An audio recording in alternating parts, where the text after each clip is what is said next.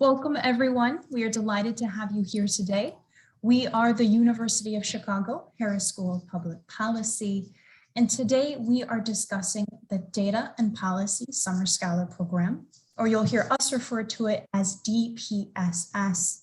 And as a quick introduction or refresher, if you are new to this program, DPSS is a part-time virtual non-degree program during the summer where you'll gain a foundation in data analytics, R programming, engage in a capstone research project, as well as experience a holistic co-curricular activities provided by the University of Chicago.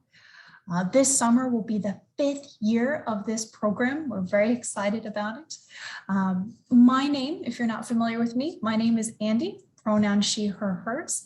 I am the Assistant Director of Credential Programs, and I have been around since that first year, as well as our special guest, Austin Wright. Austin Wright is the Assistant Professor and DPSS Faculty Director. He is actually the originator of the DPSS program back about 5 years ago, and he has joined us today to give us more information, an in-depth look of the curriculum, the Capstone project, and all about the academic components. If you have questions about the admissions process or application process, I'll invite you to join us later in a couple weeks, or send me an email. I can chat about those inquiries later. But for now, I want to get to our great Q&A with Professor Wright. I have a few pre-prepared questions for him, and then we'll invite you to ask questions. But for now, Professor Wright, please introduce yourself a bit and tell us why you've created this program. Yeah, so Andy, first off, thanks for setting everything up, and to you all that have had a chance to join, thanks for joining. I know for some of you, it's going to be late in the day. For others, it's going to be pretty early in the morning. So my name is Austin Wright. I'm an assistant professor, as Andy mentioned, at the Harris School of Public Policy at the University of Chicago. I started my position in 2016 after finishing my PhD at Princeton. And most of my research sort of combines a lot of the material that is at the core of DPSS, which is leveraging the tools of big data and data science to study public policy problems. And I apply that mostly in the context of trying to find ways to identify and counter political violence around the world. This research falls, for those of you all who've taken classes in economics, this falls within the realm of political economy. Which is something that hopefully you all will have a chance to be exposed to during the summer with DPSS as we work on the third part of the program, which is the research capstone. So it's a little bit about me. I've got 3 kids who are home because of a snow day here in Connecticut, where I'm on sabbatical. So if you hear a bunch of children screaming in the background, trust me, they're fine. They're just really excited that they finally get to stay home because of some snow outside. So a little bit about why we started this program. So back in, it was 2017 when we initially started kicking around the idea of running a program like DPSS, and then we eventually got it off the ground. The core principle was that we had this really, what we think of as a very tight, very rigorous core sequence at the Harris School of Public Policy, which is, our goal as a unit within the University of Chicago is to enable students like you all who are interested in studying the world's most pressing problems to leverage data and rigorous analytics to help inform solutions to those problems, so that hopefully we can do things like close the achievement gap and close the opportunity gap, so that we can identify and disrupt sources of racial and ethnic and religious discrimination, as well as gender-based discrimination around the world, so that we can think about, like the topics that I work on, ways to identify economic and political risk factors so that we can help address them before those sources of potential risk turn into conflict, right? What we do, right, is give students the tools to actually study those problems in what we think of as the most rigorous possible way. And we have a core that does that, right? So the full-time master's students have an entire year where they're taking courses in data analytics and getting supplemental training in coding. But that's a pretty massive commitment that students have to take on if perhaps they've never taken a class in public policy before, or they're not quite sure about what the path is, or they're not certain that a full-time graduate degree is the right opportunity, to say nothing of the fact that 2 years, which is the length of a full-time degree at Harris, is a pretty substantial time commitment. So there are some significant opportunity costs in addition to obviously some, in some cases, a large price tag to actually building these skills and having that qualification, right? Having the MPP degree. So we took a step back and we thought about this particular problem. We were thinking about ways that we could potentially take what we think of as the best elements of this core, which is the data analytics component in the R training program, give students a unique opportunity to be exposed to that material so that we can help close some of those gaps and bring a better understanding to the broader public about what exactly is involved in a degree like this, what kind of skills will you develop? And in some cases, some students will identify that they actually don't need to engage in a full-time graduate program. They've been able to build those skills through the summer program itself, and that's going to enable them along their career path, which is also really exciting. So that's why we started this program, so that students would have an opportunity to be exposed to what we think of as the best set of tools to study our species' greatest problems, in addition to the number of problems that face our planet, so that we can hopefully come up with meaningful policy solutions. And again, our toolkit happens to be data analytics and programming in R. So that was the core idea behind why we created DPSS. And I'll mention one other thing real quick before we get into curriculum, which is, these are courses in principle that you could take at any other university. We think that we've kind of figured out a good way to teach students these particular skills, which is, we think, a big value added. But another core component that, like, from that very first cohort has been one of the most exciting opportunities for students is to take those skills that you just learned and be able to apply them in a real world research context by engaging in this third component of the program, which I think of as actually quite novel, which is a research capstone. So you work side by side with a faculty member, typically me, on a project that I'm already working on. You are able to contribute to extending that project, helping to construct data, helping to analyze data. And that's an experience that is not often replicated in other contexts, especially with that sort of close relationship that you'll develop with the faculty member that you end up getting tied to for a particular project. It's a really helpful summary, an introduction to the 3 academic components of data analytics, R, and Capstone.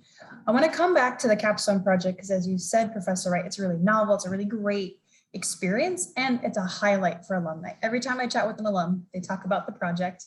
But first, let's go back to the first 2 academic components, data analytics and R programming. Could you expand about what are the specific skills that students will learn, the learning outcomes for those 2 elements of the academics?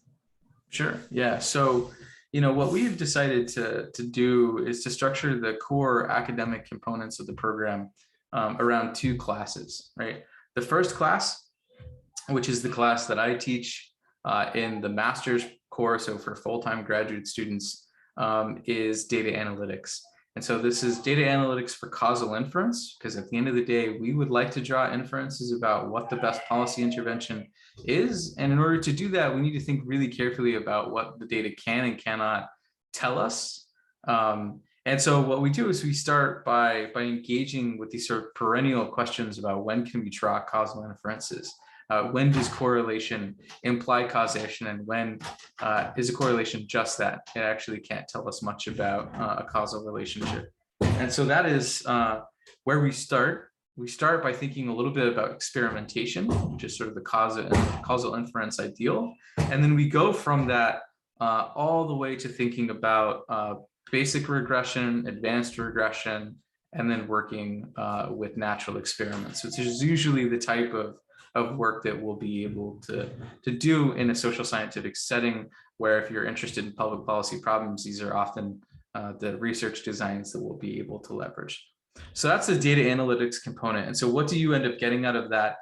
You end up getting what is hopefully, in some of your cases, your first introduction to econometrics, but hopefully a really fulfilling introduction to thinking about how can we use the tools for data analytics to draw inferences about the world around us, which is applicable both in the study of public policy, but if you're also in finance, if you're a straight economics major, or you're actually working in sociology or political science, these are all tools that are highly relevant to research that you will do or have already done. The second component, which I think from the very beginning, we've been like thrilled about this, is being able to teach students how to code, right? And this, for some of you all, may seem like a trivial task. For others, you've never seen code, or you've perhaps seen The Matrix, and you think that like code is going to look like The Matrix and like all these descending characters, and that eventually someday you'll look at your screen and say, I can see The Matrix. And the answer is that perhaps by the end of the program, you will be able to just look at some raw code and be able to see what is behind that code. But that is not actually what coding looks like unless you actually set your default console to like dark mode, and then you can make it look like The Matrix. But our goal here was really to say, look, we know that students coming into our full-time master's program often don't have prior exposure to coding. And we took from that a signal that perhaps there was an interest in coding more broadly, which is a skill both if you want to pursue this as a straight career thinking about public policy, but it's also really useful as a life skill.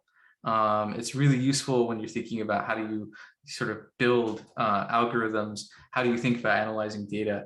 This I think of as just a straight life skill that many, many people will need as they continue to develop professionally. We've chosen to do that in R, which is an open source, free to access, free to use platform. R is arguably like the most prominent platform besides, Python or some of the other languages. I think of R as being a really nice gateway coding language or coding platform, if you will.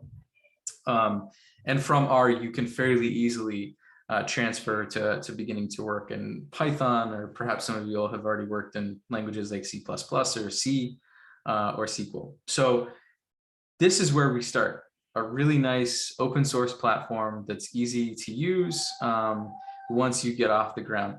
We'll start from the very beginning, right? Some of you all won't necessarily need this introduction, but I think our sense is that many do, which is, how do you even begin to set up a program like R? How do you open it up, and what do the different commands mean? How can you build out some baseline knowledge so that you have an understanding of what exactly is going on inside of your console, what's happening inside of your code? That's where we start. Then we leverage tidyverse, which is a really, really nice set of packages inside of R with a common design language and a common coding syntax. We sort of walk you all the way through that basic setup through tidyverse, and then ultimately to advanced data visualization and working with spatial data and accessing remote data sources. That I think of as like a really nice introduction to R. Now, of course, like once you're done with the program, there are so many incredible things that you can do now that you have both these baseline skills and some more advanced skills. The world is your oyster. You can literally figure out almost every solution to a given sort of problem that you might face on the coding side. You can almost certainly find a way of implementing it efficiently in R, and hopefully through tidyverse. And so those are the two core courses. And again, both data analytics and R programming, I think of these as life skills. And I think increasingly being able to code in R or any other language for that matter will become essential in this yet new century, I suppose. Professor Wright, first of all, you make a movie reference, which students, there will be more movie references in the DPSS program. But second, following up, you had mentioned that part of this is an introductory course. We're really going to help students learn new. But there's going to be some of us, I get this question a lot, those who are really new to the field of anything quantitative. But there's also some students who, as you mentioned, they're econ majors. So what wisdom or advice would you give to students on both sides of how we support students who are real novice and those who may identify as a little bit more intermediate? Yeah, no, so this is an excellent question. And it's one, all right, so I forgot to mention this earlier, but before I went to graduate school, I was a high school math teacher.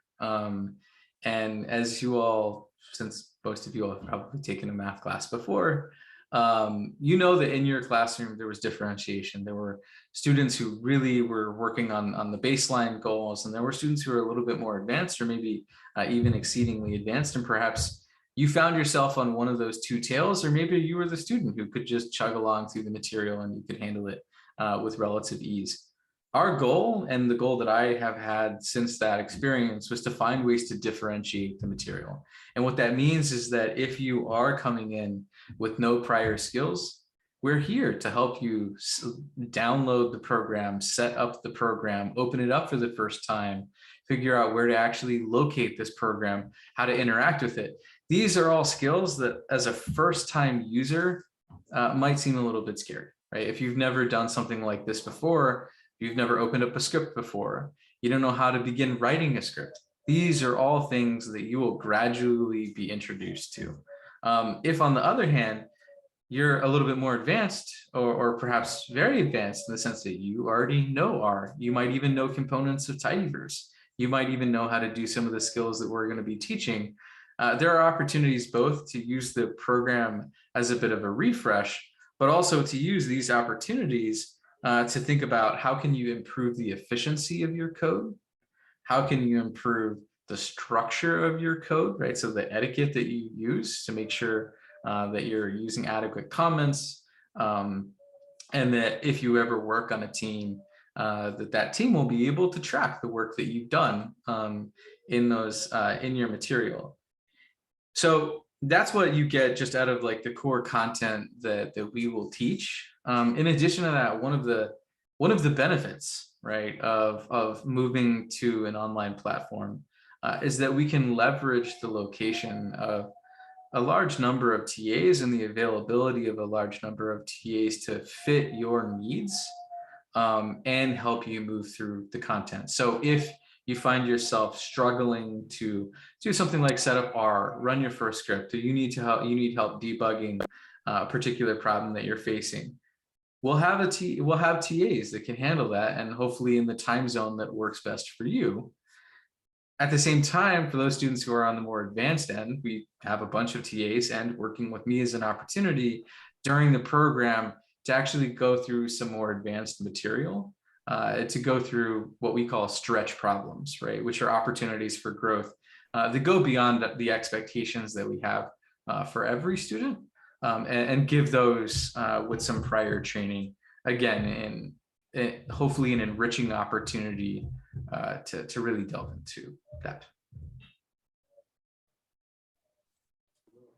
In a moment, I'll share a link in the chat. I'll share some links in the chat moving forward. We have a few blog posts about that virtual format and about the Capstone project, which we're going to turn to now.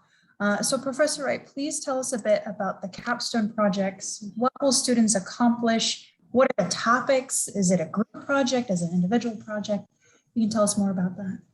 Yeah, so the Capstone project, this really emerged out of some questions that we had as a team about ways that we could enrich the experience of students. And so, like I said, some of you all may have already taken a data analytics course before.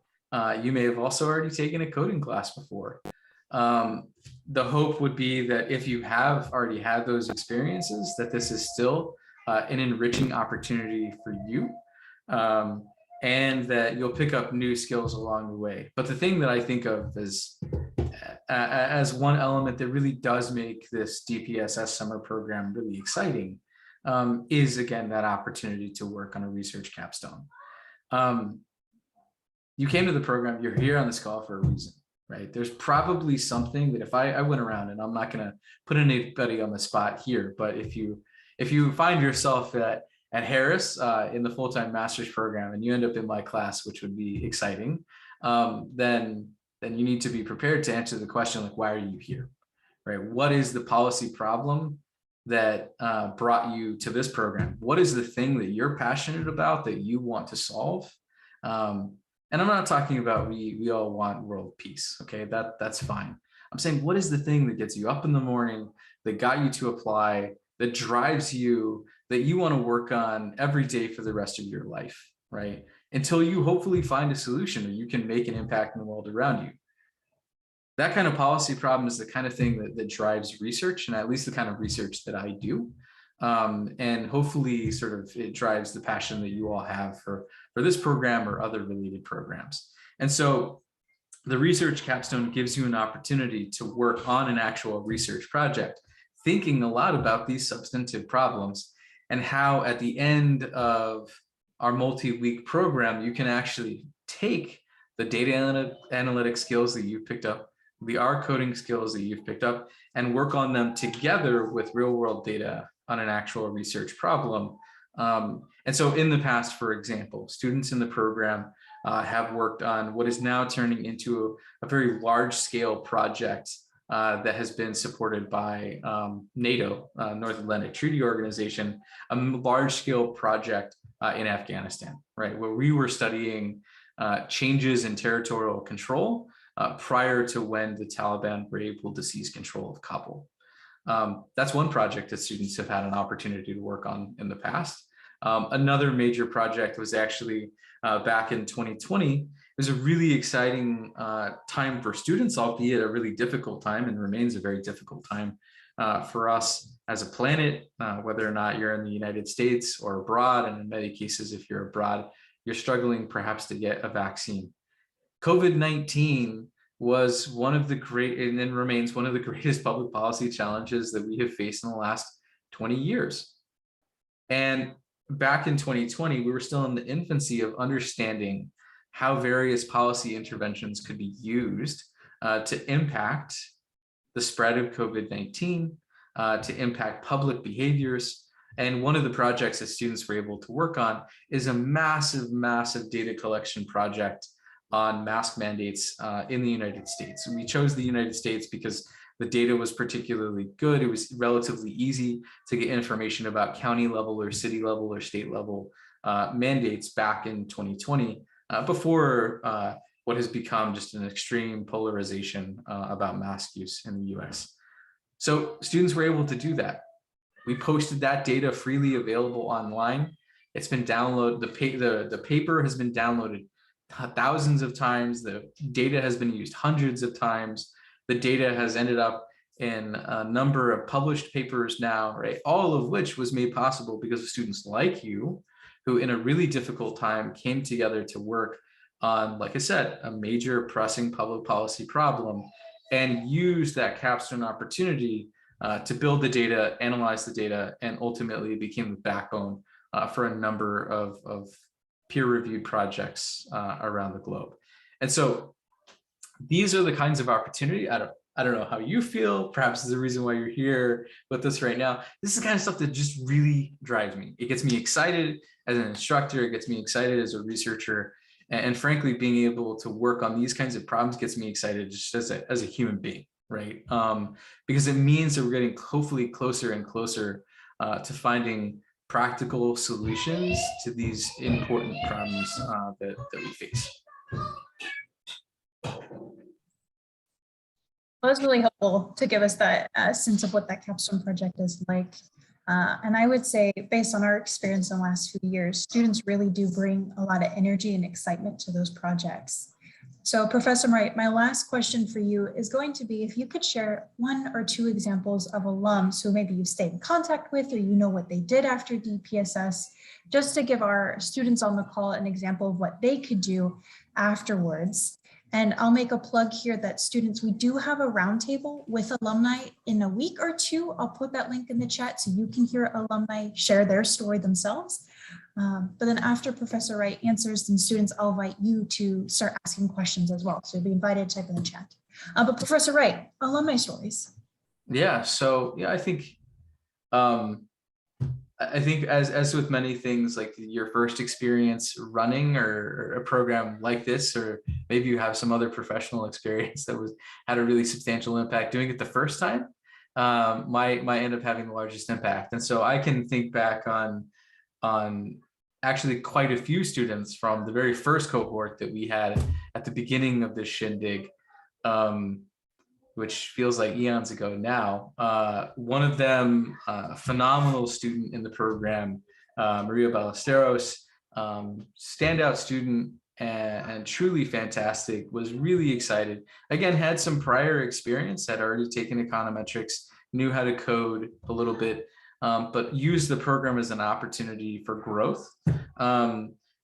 She was such a standout. I decided, I was like, you know what, as soon as you graduate, because she was going to graduate in the middle of the following year, I told her, I need you to come work for me. So as soon as you're done and you're graduated, you've graduated, I want you to come work as a research associate for me at the University of Chicago. And frankly, my perspective is I think you need to be in a PhD. Whether or not you end up in an academic career, you use that in the private sector, I'm indifferent, but the world needs your brain, and hopefully you'll have an opportunity to train. So Maria came after she graduated, reached out, said, hey, is that offer still good? And I said, absolutely. So she came, she worked for me and another faculty member at Harris for a year. And in that time, got into, I think, more than a dozen PhD programs, including the PhD program at Harvard, where she is now. And she's doing fantastic work, and I'm actually co-authoring several projects with her now. In that time, all right, so Maria is kind of a standout example, but there are a number of other students, dozens of other students at this point, who have gone on from the program to graduate programs, including PhDs, after they've finished up with DPSS. They took this opportunity to think about what they wanted to do, and whether or not additional graduate training is how they wanted to leverage those skills. And some of them have gone out and done that. I will also say that isn't the path for everyone, right? And you could very easily go through the program and realize, you know what, it's not the right time for me to take a couple of years.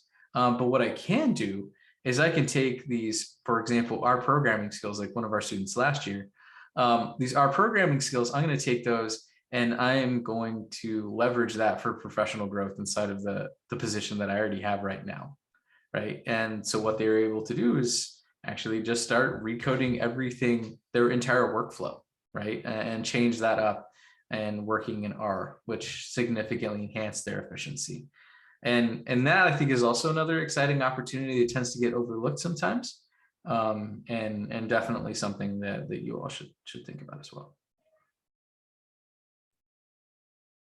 Really helpful. I appreciate you sharing that.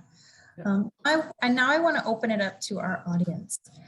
What questions would you like to hear from Professor Wright? You are invited to type in the chat, or if you unmute, I will see your name and I will call on you to ask your question. Jonathan. Hi, thanks Professor Wright and Andy for the information session. I think it's been really helpful. Just for context, I'm a first-year economics undergraduate, and I applied for the early application cycle of DPSS. So I have two questions. One is, even though the course already sounds quite beginner-friendly, how would you recommend preparing for it? And the second is, how much flexibility is there in the live components of the program, especially if you are planning on working during that time? Thanks. All right, Andy, did you plant this question? This is okay. All right, Jonathan, this is an excellent question. So, this is definitely one of the things that we have been thinking about. For those of you all, if it's not your first time, so some of you all may still be undergraduates, and part of your undergraduate experience has been online coursework, or maybe some of you all, I know last year we actually had someone who was just starting in their first year. They had spent time in high school, right? Like the tail end of high school with virtual, and their only college experience thus far was virtual.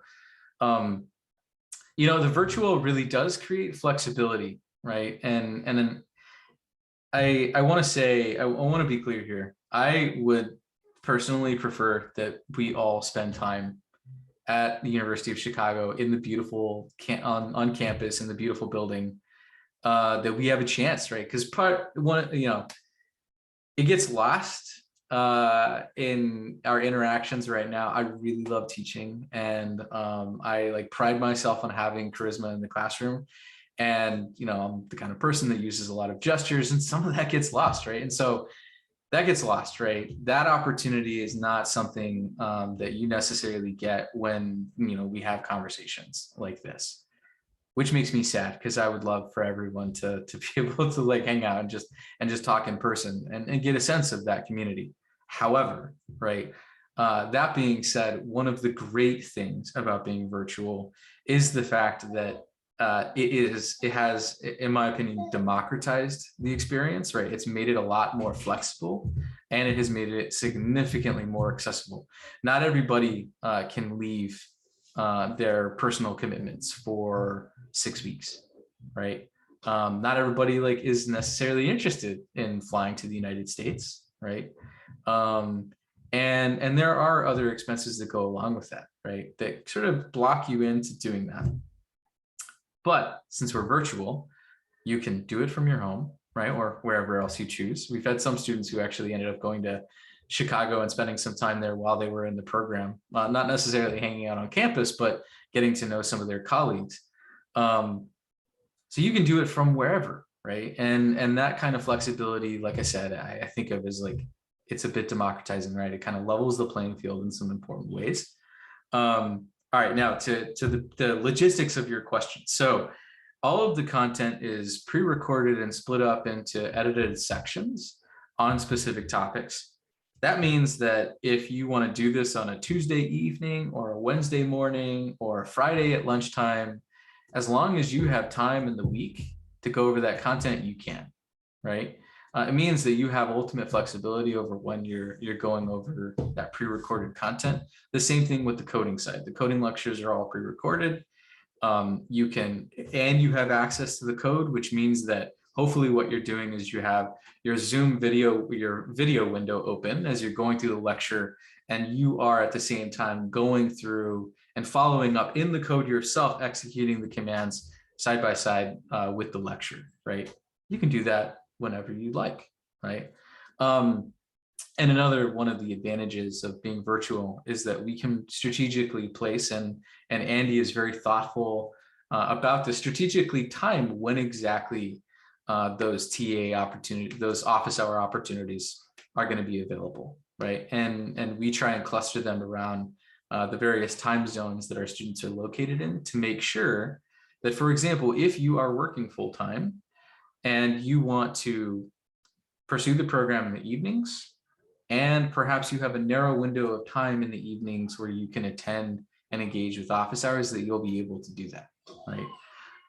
What I tend to do with my office hours is I usually either hold them in the morning or in the evening. That tends to be when we can hit most of the students. And it also means that there really isn't necessarily that trade-off between choosing, you know, do I have to take some time off from work to pursue the program? Or can I continue to work while also doing the program and still be able to get the most out of it? So yeah, a great question, because we've had thought very extensively, and Andy has engaged in a tremendous, and the team more broadly have engaged in a tremendous amount of planning to enable students of all backgrounds, whether you're engaged in part-time, no work, part-time work, or full-time work, you'll have opportunities and flexibility to engage with the content and hopefully get as much out of the materials as possible. Now, the only time where you might want to think about, if you are, you know, working full-time, or you're like me, you have a ton of kids and you're constantly trying to plan vacations that happen to align with camp schedules and work schedules and school schedules.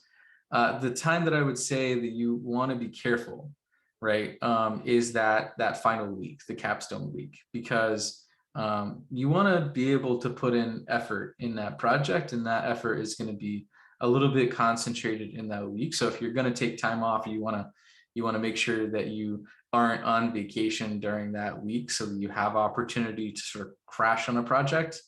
That would be the week that I would suggest that you focus on.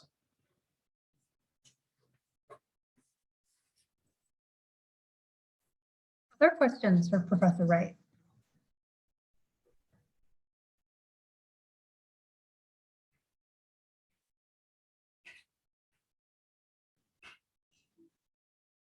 Sean? Hi. Yes. Hi, Andy, and thank you, Professor, for your sharing before. My name is Shan, and I am working full-time as an education program coordinator. The reason I need to clarify that I have already submitted my application for the program, and now I am keenly waiting for the result. And I have 3 questions for Professor Wright today.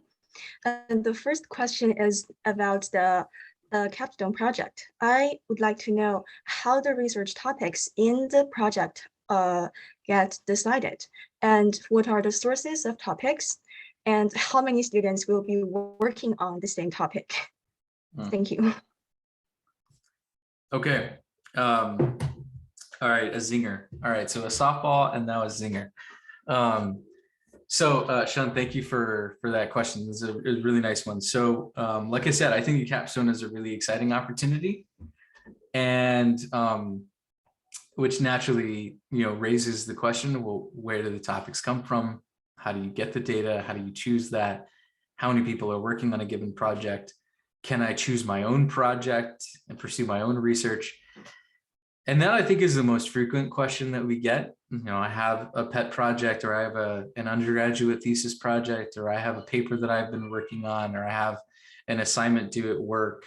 And I want to be able to use this as an opportunity to study that. And the answer is, while that is really exciting, that unfortunately is not really something that we can accommodate, because we do have many students and we can't accommodate 100 distinct projects. And so the solution that we came up with is to coordinate around a set of topics that students work on, and to give them a set of discrete tasks to do. And for the most part, these are projects that I have been working on extensively, that I've collected data to work on. And one of the things that we reflected on, to go back to Jonathan's question, we are constantly engaged in reflection about how we can improve the experience, because we genuinely care and want to make sure that you get the most value added out of this program as possible, because we know your time is precious, and we want to deliver the best opportunity we can. And one of the things that we reflected on is this question: where does the data come from? And so, like I said, students in the past have worked on this project that was supported by NATO. Now, unfortunately, that kind of project involves proprietary data, which means that the students really can't walk with the data. And so even if they worked on it, that they can't continue to work on it once they've left. And although they can, of course, return back to me and ask for a letter of support or a letter of reference, or a discussion that I'm happy to engage with an employer or potential new school that they're applying to about the project that they worked on, they can't continue to work on it, which we thought of as is a little bit unfortunate, that you've invested your time in a project, but you can't continue to work on it because of this issue with who owns the data, right? And so what we decided to do last year was to switch things up a little bit, and rather than relying on proprietary data, which is cool and exciting and allows you to study really novel things, we switched over to using open source data, which again was still really interesting. But it also means it's the kind of thing that once you're done, if you want to continue working on the project, you can. And you can post that your working paper online, and you can use it as a writing sample when you apply to graduate school, or when you're thinking about applying for a promotion, if that's a relevant piece of your portfolio at work.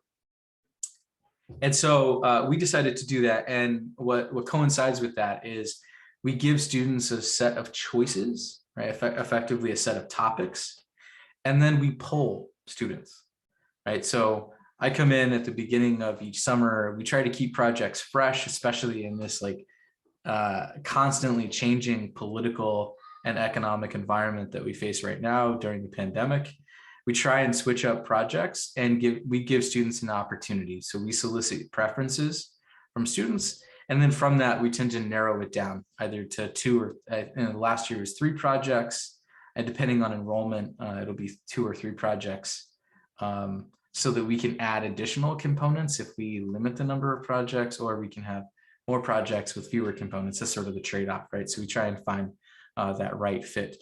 And so that is what we have done, and that's likely what we will continue to do, is we pull your interests when you come in. So like when at the very beginning, for those of you all who answered the poll at the very beginning, Andy tossed it up so that we could again get a sense of your data, right? We're constantly trying to capture data fitting for a data analytics program.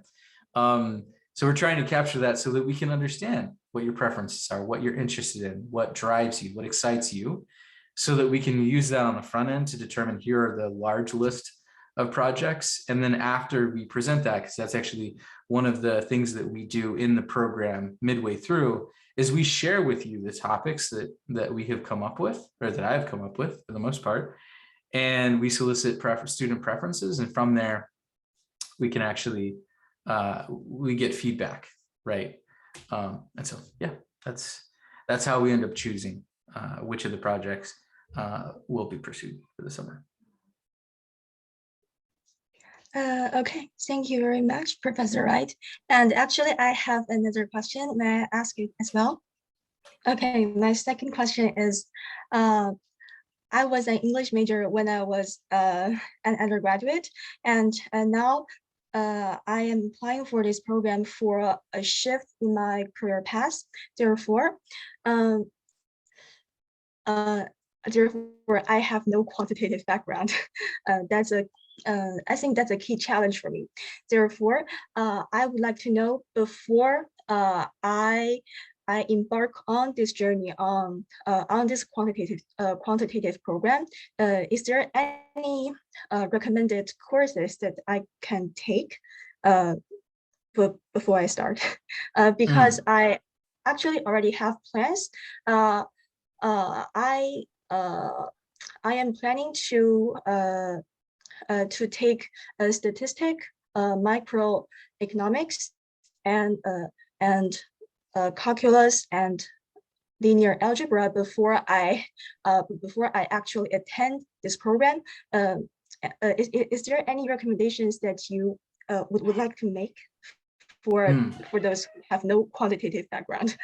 Thank you. Yeah, no, this is also a nice question. I mean, if you have no quantitative background, or it's been a while, right, since you engage with some of these topics, then it might be nice to have a bit of a refresher, right? And we have a couple of books that we can recommend. Now, when I say books, I mean, some people get a little scared, right, because they think, oh, book, like, geez, like, what exactly is this program? Why do I need to read a book in preparation of the program? It is absolutely not essential. But we do have a couple of colleagues at Harris who have written an exceptional introduction to just thinking about data, right? In fact, I think the book is Thinking Clearly About Data. And that it's gonna be a really nice sort of ramp up, right? If you've had no prior exposure or very limited prior exposure, and perhaps not everyone has time. I mean, Sean, I want to say, like, that's excellent that you're going to take those classes in preparation, but also not, to be fair, not strictly necessary. And if folks don't have the time to take those additional courses, which will certainly be helpful, but they do have time to read a book, that is probably the one that I would recommend. And we'll send out details and find a way to make that as accessible as possible for you all as you prepare for the program. But that is one that I would recommend. And I think it would certainly ease the transition. But at the same time, if you don't have the ability to do that ahead of time, just understand that those first couple of weeks, the transition is going to ramp you up, right? So even if you don't have much prior exposure, you'll still have that opportunity, right? To sort of re-engage, to turn that side of your brain back on, perhaps, and be ready for weeks 3 through 6. Okay, thank you, Professor. Yep, thank you. I am looking at the time here, and we have already gone over a little bit. but I recognize there are 2 questions here in the chat. Anything pertaining to admissions, I will chat with you via email. I'll drop our email here in the chat. And any other questions we didn't get to today, please know the conversation doesn't end here when this video conference ends. Send us an email. The admissions team, we're happy to get on a phone call, get on a video call. We're happy to chat with you a little further on. But before we close, Professor Wright, I want to give you one more opportunity. Are there any other tips, insights, things that you really want prospective students to know about joining this program? So I think, all right, so one thing that I would say here is that I know a lot of us, I'll speak for myself. I'm starved for interaction, right? Like I look forward to programs like this because it gives me an opportunity to interact with really exciting students. And that's why I've decided to stay, right? Like that's why I've like maintained my role in the program, is because it gives me an opportunity to engage with you all. I think this is also a time, right, during the pandemic where we haven't necessarily had those opportunities to interact. And we have gone, sort of out of our way to try and replicate that sense of community that did emerge when we were able to meet as cohorts in person, to try and replicate that in the virtual experience. And I think that it works, right? And that is one thing that, not to say that community is everything, and obviously like the skills that you're going to develop are hopefully the reason why you're here.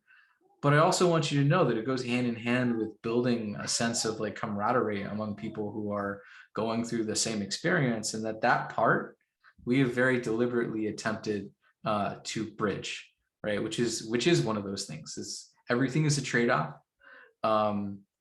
We now have a lot more flexibility in terms of who can participate, but that trade-off also means that you might lose some of these elements of an in-person experience, and Andy and the team have gone above and beyond to try and bridge those experiences, right? So that you can actually still maintain that sense of community and get to know your fellow classmates, right? Which again is something really important. And I guess I'll leave you there. Again, I want to thank you all for coming. Andy, thank you for setting this all up. I'm really excited to hopefully have an opportunity to see you all in the virtual classroom, and then maybe in the future in the in-person classroom as well. All right, thank you for your time. Students, thank you for your time. Please go on, be healthy, be safe, stay warm if it's cold where you are. But I look forward to seeing you again, hopefully at that roundtable with alumni next month. All right, bye everyone.